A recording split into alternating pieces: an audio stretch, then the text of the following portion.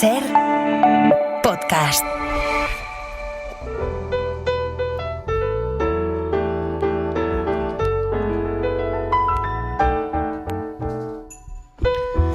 Escucha ya al corresponsal del País en Berlín, Marc Bassets. ¿Qué tal, Marc? ¿Cómo estás? Buenos días.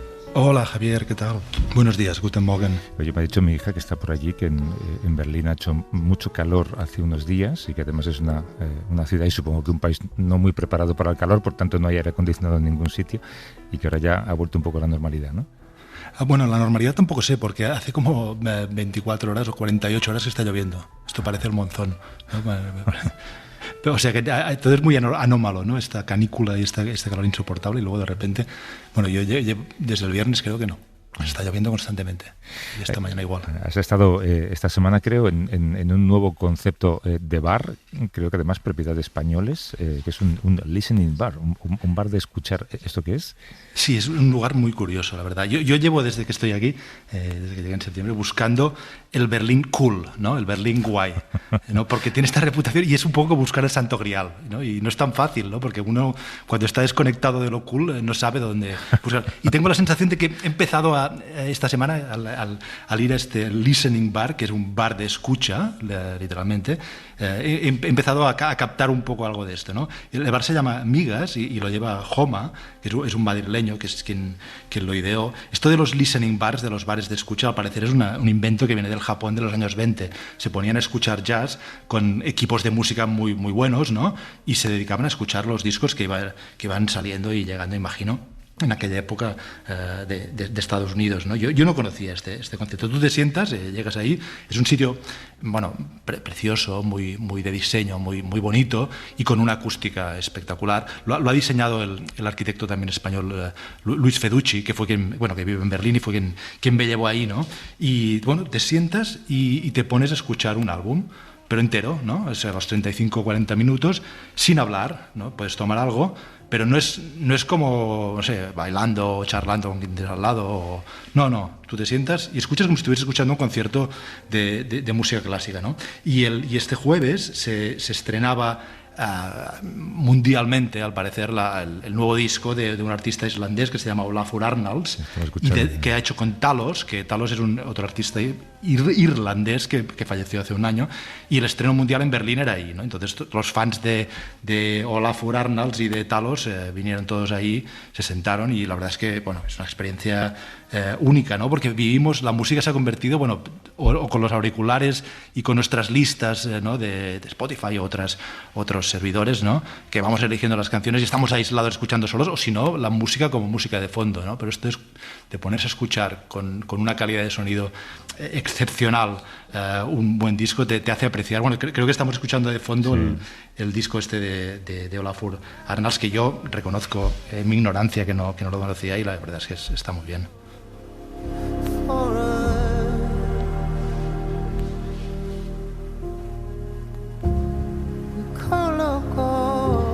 Entonces, básicamente te sientas en el bar mirando a los altavoces, ¿o se permite leer un libro mientras tanto? Sí, puedes mirar un libro. Es curioso porque mientras escuchábamos el disco de Olafur, distribuyeron unos papeles y lápices para que la gente dibujase. Y había algunas personas que, no sé si inspiradas por la música que se oía, pues sí, dibujaban. Y además esto no era de noche, eran las 5 de la tarde, con toda la luz que entraba, en el barrio de Wedding, que es un barrio también muy, muy berlinés, en el norte de Berlín, muy, muy, muy multicultural, y un poco todavía conserva esta cosa un poco destartalada, ¿no? Hemos hablado alguna vez, ¿no? Del Berlín de los años 90 o de los años de 2000. Te sientas en una silla, en una mesa, y miras a la barra donde está la persona que pincha el disco, ¿no? Porque es un LP, por supuesto, en vinilo, y disfrutas, ¿no? Y te sumerges en la música, cosa que a veces ya no tenemos tiempo de hacer verdaderamente, ¿no? Pensar solo en la música y nada más. Es curioso porque forma parte de este concepto también muy, muy, muy moderno de slow, ¿no? Eso que dicen, la radio slow, la música slow, escuchar un disco de manera tranquila también. Bueno, te sientes más cool, que es lo importante, ¿te sientes más guay ahora o no? Sí, bueno, un poquito, pero me siento más berlinés, ¿no? Y creo que, bueno, seguro que hay 1000 sitios en Berlín cools, pero Berlín sabes que es una ciudad inmensa y inacabable y que si no conoces el ambiente es muy difícil enterarte de lo que está pasando, ¿no? Y no es lo mismo cuando yo estuve en Berlín hace 20 años, ¿no? Que tenía 28, 30 años a venir ahora, ¿no? Ya. En otra época. No, pero está muy bien que nos lo cuentes. Oye, ¿has hecho un reportaje también en la frontera con Polonia sobre controles fronterizos? Sí, mira, estuve con la fotógrafa Patricia Sevilla en la frontera entre Alemania y Polonia, en Görlitz, que es una ciudad preciosa, es como una mini Praga, ¿no? Con los edificios antiguos que se conservaron. Curiosamente no fue muy bombardeada durante la guerra, quedó en la Alemania del Este y es una ciudad, Görlitz, y en polaco es Gorzelec. Era una ciudad única y luego, después de la Segunda Guerra Mundial, quedó partida por el río Neisse, que con el Oder, en la conferencia de Potsdam, se dijo, por aquí pasa la frontera entre Polonia y Alemania, en aquel momento la Alemania Oriental. Bien, es una ciudad dividida durante toda la Guerra Fría. Después de la caída del muro, la ciudad se reunifica. Cuando entra Polonia en Schengen, desaparecen las fronteras y se vuelve a convertir en una sola ciudad. Y ahora, bueno, vivimos este momento bastante de repliegue, de miedos, de nuevos controles en las fronteras, de miedo a la inmigración. Entonces, hace 2 meses, Alemania, el nuevo gobierno, reforzó los controles en la frontera de Alemania con Polonia, dentro de Schengen, y Polonia respondió esta semana. El lunes dijo, no, nosotros también pondremos controles en la frontera de Polonia con Alemania. Entonces, quise ir a ver cómo era esto in situ, ¿no? Y hay un puente, el puente Juan Pablo II, que estaba hasta hace poco abierto. Hasta hace un tiempo estaba abierto, era una sola ciudad y ahora al lado alemán, tienes a los policías alemanes controlando y al lado polaco tienes soldados polacos controlando, ¿no? Y esto, claro, dificulta mucho, primero que dificulta mucho la vida cotidiana de la gente, ¿no? Porque la gente estaba acostumbrada se había acostumbrado con el tiempo a vivir en nuestra ciudad, ir de un lado a otro, y ahora hay colas de automóviles a ciertas horas del día, y en otros puentes de la frontera, en otros puntos más al norte, por ejemplo en Frankfurt del Oder, ahí sí que hay muchos más atascos, pero luego está este simbolismo, ¿no? De que la reunificación europea, ¿no? El fin de la división de Europa, el espacio Schengen, que era un logro, esto está en crisis profunda, ¿no? Y es curioso porque tanto los gobernantes de Polonia, como que es Donald Tusk, como Friedrich Merz en Alemania, son primeros ministros, canciller, conservadores, europeístas, conservadores moderados, pero bajo presión de la extrema derecha,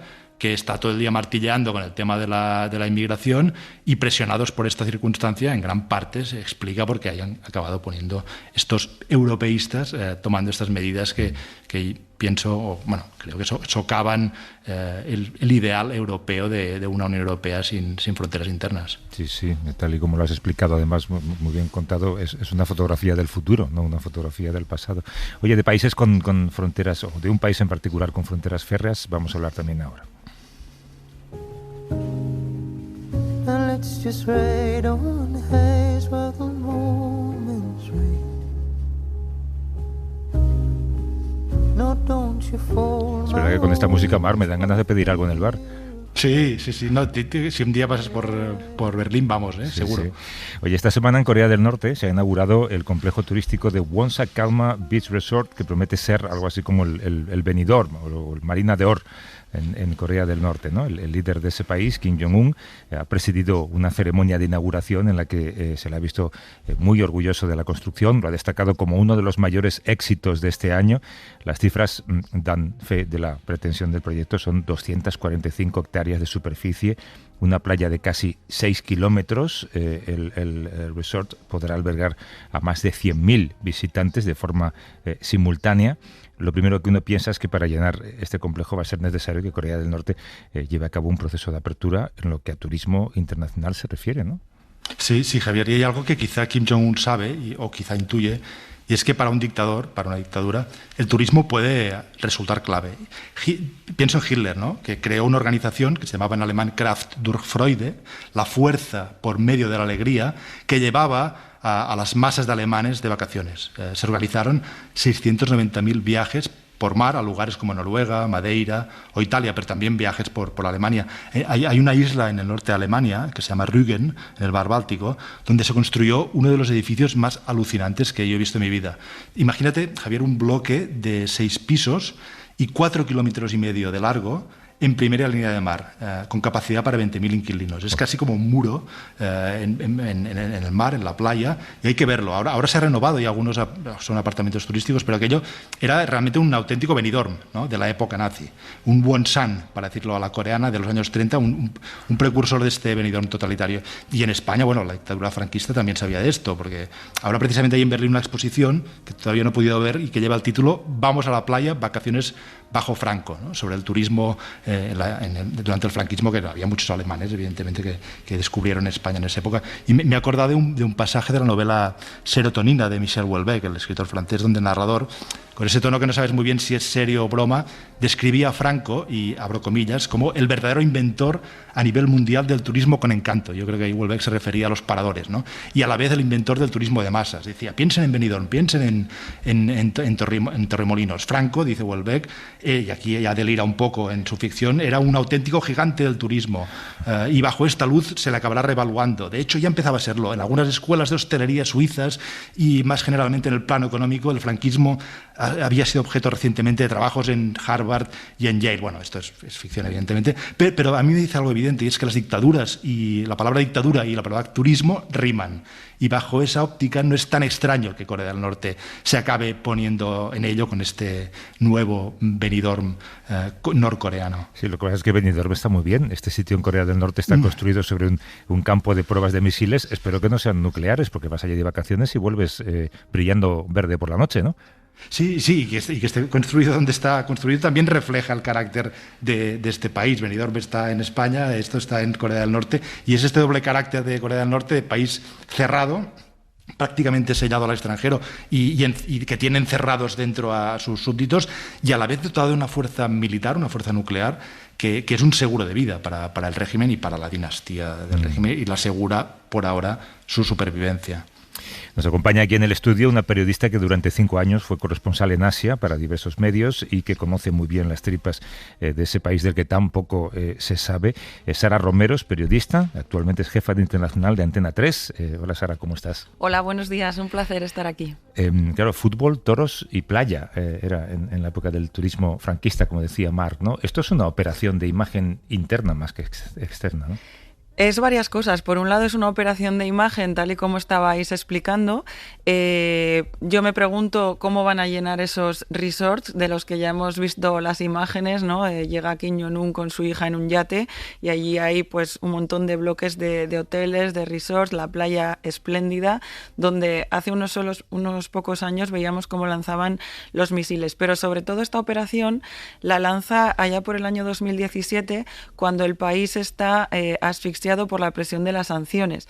Entonces es una operación de imagen, pero también es una operación de sacar dinero, de intentar obtener ingresos por parte del turismo. Y nos preguntaremos, ¿qué turismo tiene Corea del Norte? Antes de la pandemia, nosotras, Macarena Vidal y yo, pudimos ir en 3 ocasiones y además en años consecutivos, y sí que vimos cada año más grupos, pero eran turistas chinos y rusos. Desde la pandemia los chinos no han vuelto a Corea del Norte. Entonces ahora los turistas que podrían llegar llenar esos resorts, llenar entre comillas, tendrían que ser rusos. De hecho, ayer recibió a Lavrov, al ministro de Exteriores ruso, precisamente ahí en Wonsan, pues también como una operación de propaganda para poner en el mapa internacional esa zona, pero también pues como una declaración de intenciones. Claro, tú escribiste junto con Macarena, que ahora es corresponsal del país en Washington, el libro El país más feliz del mundo, Corea del Norte, bajo el puño de hierro de Kim Jong-un. Es verdad que él vende Corea como un país de gente feliz, y ahora, escuchando a Marc, pensaba que es otra concomitancia con las dictaduras y con el franquismo, ¿no? Intentar vender de cara al extranjero que la gente es feliz dentro. Exactamente, es parte de la propaganda. Es una de las frases que te dicen cuando llegas al aeropuerto internacional de Pyongyang, en el que lo primero que te chirría es que un aeropuerto internacional solo tenga en el panel de vuelos un vuelo que es el nuestro, el que acaba de llegar de Pekín. Y entonces lo que te vas dando cuenta a lo largo de los días es ves que todo es así. Nos llevan a un orfanato y hay un cartelón rojo con letras blancas que dice: aquí viven los niños más felices del mundo, y los ves jugando a fútbol en un campo con una hierba esplendorosa, pero cuando nos dejan subir a las habitaciones huele a cerrado, y en un momento que damos esquinazo al guía espía que nos ponen, vamos abriendo los armarios, los cajones, y allí no hay ni ropa ni ningún enser que te indique que allí vive alguien, ¿no? Hola Sara, aquí Marc desde Berlín. O sea, Hola. por lo que estás contando es un país de cartón piedra, un poco lo que veía. Esa No es sé la- si es... Sí, perdón. Sí. No, esa es la sensación que se te queda. Sí, sí. Entonces tienes que como rascar y leer entre líneas, porque luego realmente no es un país de cartón piedra, es un país en el que el régimen siempre te enseña lo que ellos quieren que veas. Nosotras, para que os hagáis una idea, hemos estado en Pyongyang, únicamente en Pyongyang, las 3 veces. Sí que en una de esas, para ir a ese orfanato, pudimos pasar por zonas rurales y ves los típicos animales con los huesos muy marcados, gente a la que le queda la ropa o el uniforme militar muy grande. Eso ya te invita a pensar que a lo mejor no están comiendo lo que necesitan. Pero no te enseñan, no hemos visto un mendigo, no hemos visto a nadie mal vestido, por así decirlo, pero luego hablas con la gente allí. Cuando te dejan hablar con la gente allí, porque está todo muy controlado a quién entrevistas y a quién no, pero siempre hay grietas, y entonces te das cuenta de que una persona que es una funcionaria del Ministerio de Exteriores te dice que no puede ir a ver a su madre cuando quiere, porque hay unos checkpoints para entrar en Pyongyang, y de hecho vimos uno de ellos, o que lo que comen ella y su hija es el puño de arroz, lo que cabe en el puño de su mano. Entonces dices, si esto es alguien que es de la élite, ¿cómo será esa gran parte del pueblo que no es el cartón piedra que te enseñan, sino que son los que verdaderamente llenan las cifras de la ONU de que un 40% de esa población está desnutrida? Claro, es difícil porque hay un control férreo, hay una política de silencio, pero ¿habéis atisbado en vuestros viajes, en alguna conversación, algún signo de disidencia política? Es muy complicado. Disidencia no. Lo que sí notas es que hay cierta frustración, porque al final quien más, quien menos ha oído hablar y hay muchos desertores que han salido, o incluso algunos de nuestros guías habían estudiado español en Cuba o fuera de Corea del Norte. Entonces sí que notas que aunque a ellos les venden que es el país más feliz del mundo y presumen de tener una sanidad y una educación pública, cuando tú le dices que en España también la tenemos, se sorprenden, ¿no? Pero sí que notas que les gustaría tener más libertad. Esa señora le gustaría ir a ver a su madre más a menudo y poder llevarle algo a su madre, que tampoco era el caso. Entonces, en eso... o por ejemplo, uno de nuestros guías, que encima se le cae la identificación y tenía varios galones, una foto con varios galones, o sea que era un militar de alto rango, el que nos estaba pastoreando en ese viaje, nos había contado que el año anterior le había dado un infarto, y al echar a correr para tomar posiciones para el desfile, se le cae del bolsillo de la camisa una tableta de pastillas. Las cogí yo y le di la vuelta y estaban escritas en ruso, o sea que ese señor pues también le gustaría tener los medicamentos de su idioma, ¿no? Y volviendo al Benidorm y al proyecto turístico, ¿no corre el riesgo este régimen tan cerrado, tan hermético, que al abrirse, aunque sea mínimamente al turismo, traiga nuevas ideas y acabe poniendo en peligro esta estructura? El problema es que no dejan interactuar.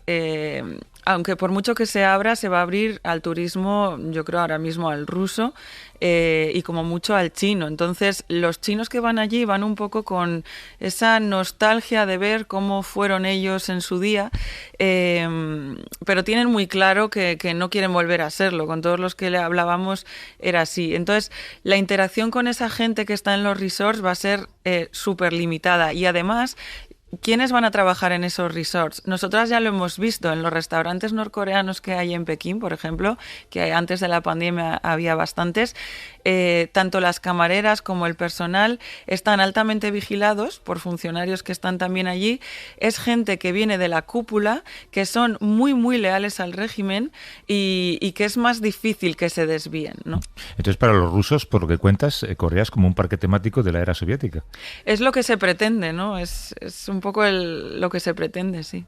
¿Y qué occidentales van de turistas a Corea del Norte, si es que los hay? Ahora mismo no, todavía las agencias que llevan grupos de turistas que occidentales todavía no han despegado después de la pandemia, pero nosotros sí que coincidimos con varios de ellos y bueno, pues es gente que llega al aeropuerto internacional de Pyongyang y a lo mejor no les chirría que solo haya un vuelo en el panel y te dicen, oh, esto parece la T4 de Barajas, porque es un aeropuerto que se inauguró en el 2015, es nuevo a estrenar, tienes ahí un puesto de comida con latas de Coca-Cola y dicen, no veo ningún muerto de hambre, y les oías exclamar esto, ¿no? Y dices, bueno, lo raro es que cuando las luces del aeropuerto se apagan, porque esto también lo hemos visto, recogen todo en cajas, los libros, las Coca-Colas, absolutamente todo, y dices, ¿esto en qué aeropuerto internacional pasa, no? Entonces, es gente que va muy predispuesta a, bueno, pues a ese tipo de turismo. O sea, que será más bien un venidor para uso interno y para premiar a aquellos coreanos que se han portado bien, ¿no? Exactamente. Marc. Sí. ¿Cómo ves el futuro de este país? Todo parece tan, para citar de nuevo el franquismo, ¿no? Pero atado y bien atado, porque además no solo hay esta dinastía, este hermetismo, sino que tienen, como decíamos, tienen armas nucleares. Aquí nadie le tose a Corea del Norte. ¿Tú ves que esta dinastía y este régimen será eterno? ¿Acabará algún día? ¿Cómo puede terminar esto? Macarena y yo siempre decimos que creemos que nosotras no vamos a ver un cambio en Corea del Norte. Ojalá nos equivoquemos, pero no parece que vaya a verlo. Cuando Kim Jong-un llega al poder, era un joven desconocido que encima se había formado en el extranjero, en Suiza. Entonces había cierta esperanza de que tomara el camino que en su día tomó China, de abrirse por el tema del dinero, ¿no? De la economía. Pero lo que estamos viendo no es eso, y la alianza que están renovando con Rusia a raíz del apoyo a la guerra de Ucrania indica que precisamente van a seguir actualizando su arsenal militar. Por primera vez Corea del Norte es la que ayuda, no la que tiene que ser ayudada. Entonces, con toda esa ayuda que ellos dan a Rusia, a cambio, el último inventario de armas de Corea del Norte hablaba de misiles hipersónicos, de tanques con tecnología puntera, submarinos con misiles guiados. Rusia va a ayudarles a aumentar su tecnología nuclear y militar, con lo cual es, como decía Marc, la baza de su supervivencia, con lo cual no invita a pensar en que vaya a haber un cambio en un futuro ni a medio plazo. Vaya personaje Kim Jong-un. ¿Sigue siendo fan de Dennis Rodman, del jugador de baloncesto? Hubo una grieta ahí porque le invitó varias veces. En uno de esos viajes rompió lo llevó a su resort de esquí, porque también tiene el resort de invierno, que luego nunca ha ido nadie allí, no ha habido imagen. Rompió uno de las motos de nieve. Luego, cuando volvió a Pekín, nos desveló que Kim Jong-un tenía una hija, porque todo lo relativo a la familia es un secreto. Sí. Y ahora sabemos que la tiene porque la pasea y hace también propaganda, ¿no?, de ver que el régimen va a continuar. Entonces sabemos que hay distancia y que en los últimos años no ha vuelto a pisar Corea del Norte. Sara Romero, que es periodista, jefa de internacional de Antena 3, coautora del libro El país más feliz del mundo, junto a Macarena Vidal. Gracias por acercarte al estudio, Sara. Un placer, muchas gracias a vosotros.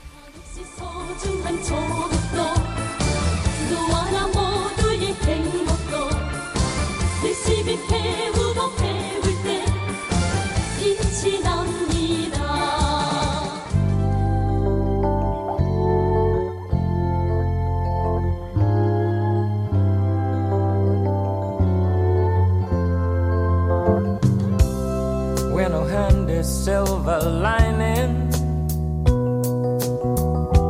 we're no crime to make the headline news. If it's a matter for decision, you and I can be the ones to choose. Marc, escuchando antes a Sara, como periodista, ¿no te encantaría ir a Corea?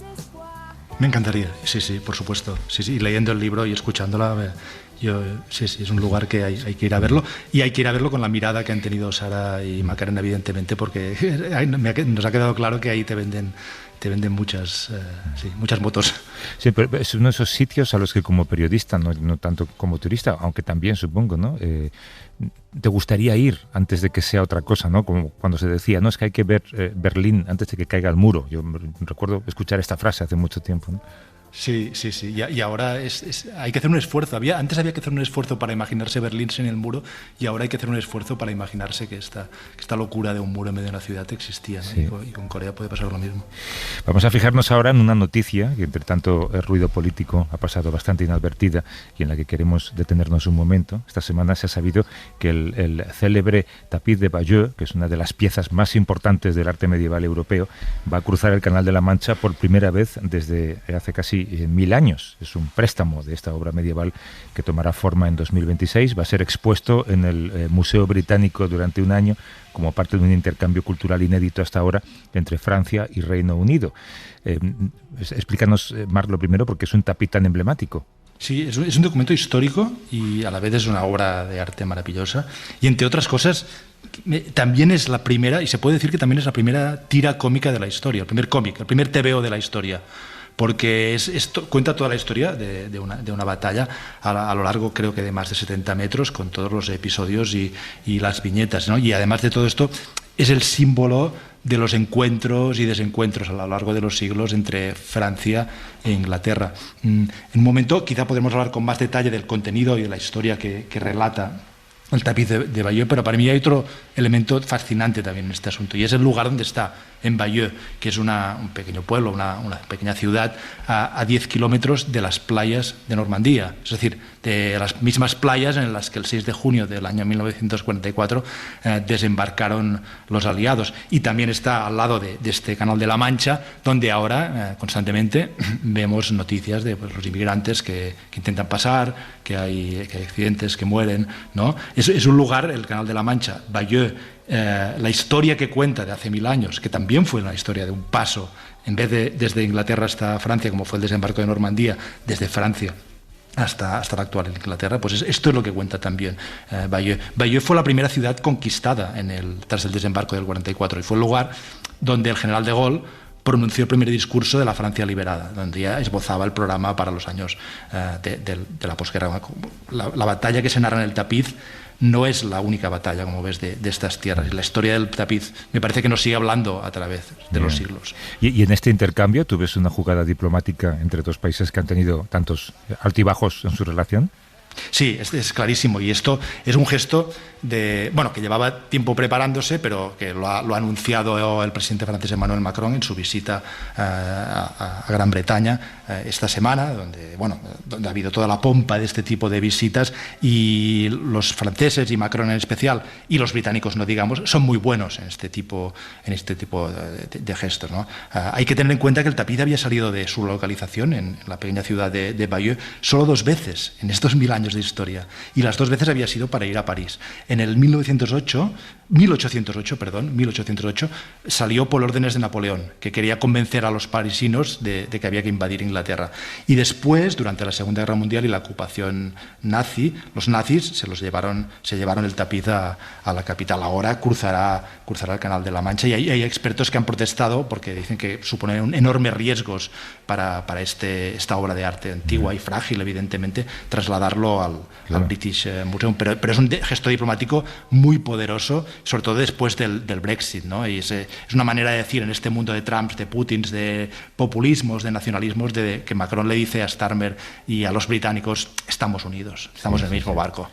Para hablarnos de este tapiz de Bayeux y de su simbolismo, nos acompaña en el estudio Ana Rodríguez, que es doctora en Historia Medieval por la Universidad Complutense de Madrid y profesora de investigación en el CSIC. ¿Cómo estás, Ana? Buenos días.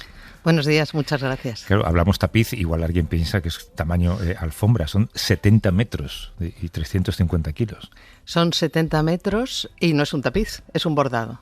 Es decir, ha recibido el nombre de tapiz, pero es un bordado porque está bordado en un tejido de lino bastante fino, con hilos de lana de distintos colores y 2 tipos de bordado, ¿no? Uno para las líneas, otro para los, el relleno, pero es un bordado como otros muchos bordados que probablemente se hacían en la época que no se han conservado, pero de los que tenemos noticias pues por textos básicamente de la época o posteriores. Pero evidentemente no hay ninguno, no se conoce ninguno de la magnitud del tapiz de Bayet, de su tamaño, de su envergadura y de su complejidad, tanto técnica como de contenido. Es una obra absolutamente única. Claro, no quiero ni pensar cuál es un poco la logística para el traslado de algo de esa envergadura, como dices, y no sé si tú, siendo como eres experta en esto, serías más partidaria de dejarlo donde está.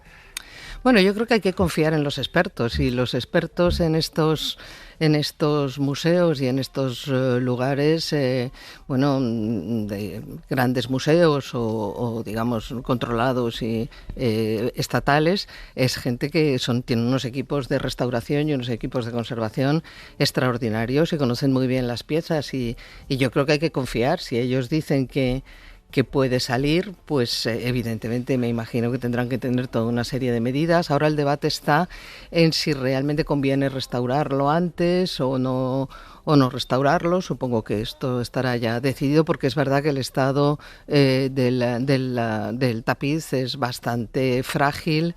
Tiene como 10.000 huecos, manchas de todo tipo y condición, evidentemente de haber estado expuesto durante muchísimas décadas y muchísimos años verticalmente, con todo lo que supone para la conservación. Y además es que la conservación de los tejidos es casi la más frágil, porque requiere condiciones de humedad y de luz muy específicas. Pero bueno, siempre hay debate. Cuando alguna gran pieza sale de su lugar, siempre hay un enorme debate. Yo creo que está bien que los objetos paseen y salgan y se intercambien, siempre evidentemente con unas condiciones, y yo creo que ahí en ese sentido hay que confiar en la pericia y en la profesionalidad de quienes se dedican a estas cosas. Hola Ana, aquí Marc desde Hola, Berlín. Marc. ¿Podrías contarnos la historia que cuenta el tapiz de Bayeux y por qué esta historia es importante hoy? Es importante para los franceses, para los británicos y para los europeos. Bueno, el tapiz cuenta una historia muy, muy conocida también por otro tipo de fuentes, y que es nada menos que la conquista de Inglaterra por el duque Guillermo, luego llamado el Conquistador, pero el duque de Normandía. La historia pues es una historia muy medieval, en el sentido de que tiene que ver con un rey, Eduardo el Confesor, que muere sin descendencia, y que, claro, pues antes de, cuando ya se ven sus últimos momentos, tiene que pensar a quién va a pasar ese reino. No es la primera vez que sucede en la historia de estos siglos, ni muchísimo menos. Entonces el tapiz justifica, porque es realmente la historia de los vencedores, no es la historia de los vencidos, ¿no? Los vencedores son los normandos, los vencidos son los anglosajones. Entonces el tapiz justifica de entrada que en realidad el Guillermo el Conquistador no invade el reino de los anglosajones, no invade Inglaterra porque sí, sino porque el rey Eduardo le había prometido el trono, y entonces pues había sido una traición, porque al final Harold había sido el elegido, que es uno de estos grandes señores del lugar, ¿no?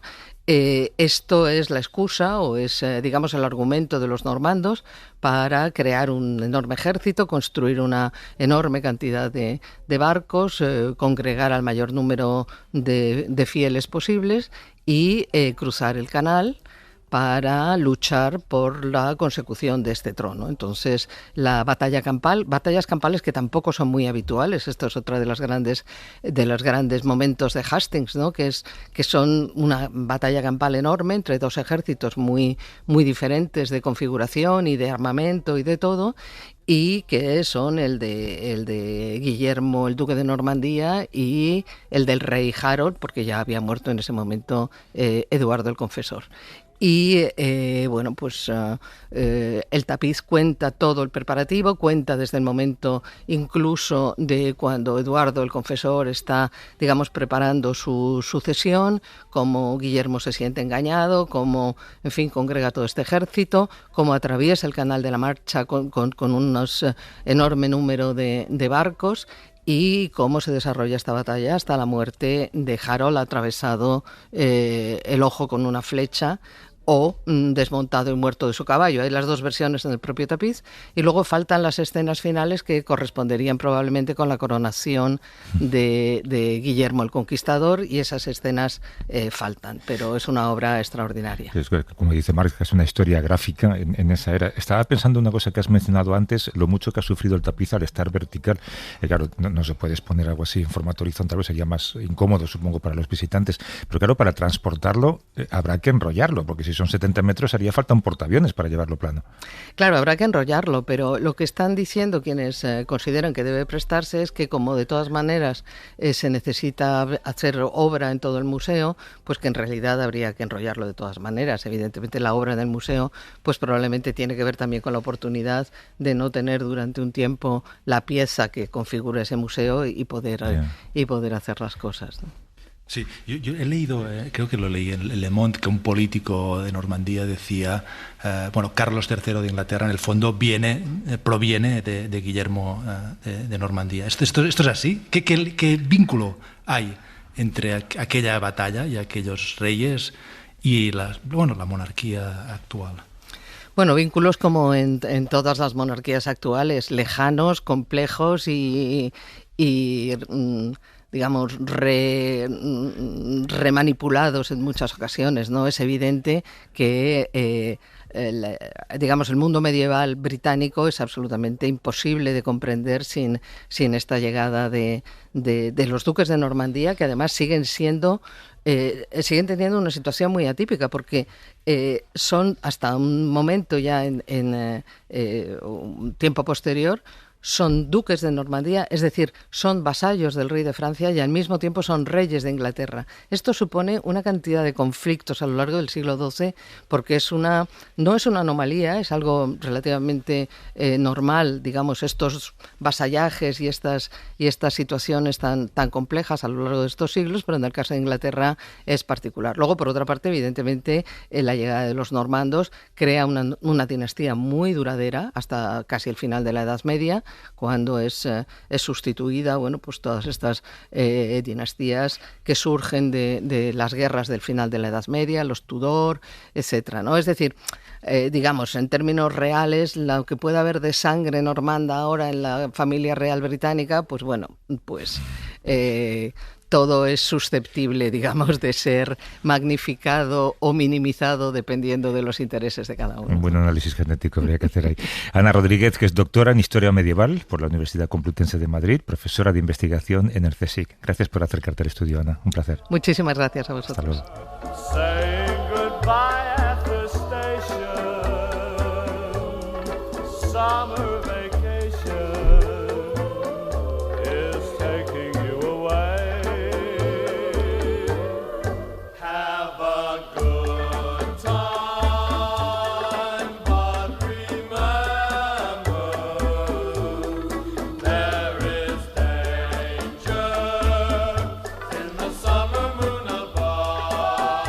¿Esta canción, Marc?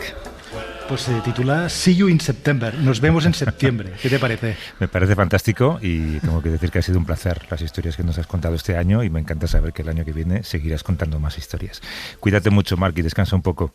Muchas gracias, Javier. Un abrazo. Counting the days till I'll be with you, counting the hours and the minutes too. I sit up straight but slowly fall. I fall.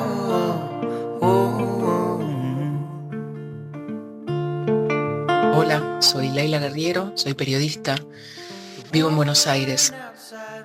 Salí a correr por la vera del río Ar, en Berna. Una tos persistente me había impedido correr durante días, pero aquí le pedí colaboración al cuerpo porque necesitaba celebrar, ya que el día anterior había recibido una noticia estupenda. Hay una familia muy lejos de donde estoy que va a multiplicarse. Un nuevo cachorro, un pequeño humano, viaja hacia nosotros. Una persona construida con células de otras dos que por algún motivo quieren seguir sembrando la tierra. El agua del río Aar parece un líquido extinto. procedente de un tiempo en que todo era más puro. Translúcido y a la vez cremoso, es un cauce que produce ansias de arrojarse a él. De hecho, eso es lo que hacen los suizos. Se arrojan a sus aguas en kayaks, en botes inflables, sobre diversos tipos de tablas. Hace años, cuando vine por primera vez a esta ciudad, me contaron que las personas se lanzan al río flotando sobre un neumático y dejan que la corriente las arrastre durante kilómetros. Cada tanto muere alguno. Hoy, mientras corría, había muchos nadadores sin más artilugio que manos y piernas para mantenerse a flote. El río es caudaloso y rápido. Son aguas de respeto doble por su belleza y por su apacible violencia. Estos nadadores ni siquiera parecían buenos. Nadaban haciendo movimientos torpes, chapuceros. Los sostenía su fe en la bondad de las aguas. La familia que va a multiplicarse también tiene fe en el río. No están mejor equipados que el común de la gente. Avanzan como esos nadadores malos, repletos de convicción, haciendo lo que pueden. Bajo las aguas puede haber de todo: anzuelos, tanzas, bacterias invisibles. En cualquier momento el río puede cambiar su voluntad y devorarlos. Pero ellos avanzan confiando en que las aguas recibirán su acto de fe, su ansia por el brote de la vida, y lo devolverán multiplicado. No tienen más guía que su viaje hacia lo incierto. El destino misterioso de las aguas es ir hacia el mar, morir allí. Pero eso siempre queda lejos, y ellas igual avanzan. Spring will come before you know. The ice will melt, the food will grow. Para no perderte ningún episodio, síguenos en la aplicación o la web de la SER, Podium Podcast o tu plataforma de audio favorita.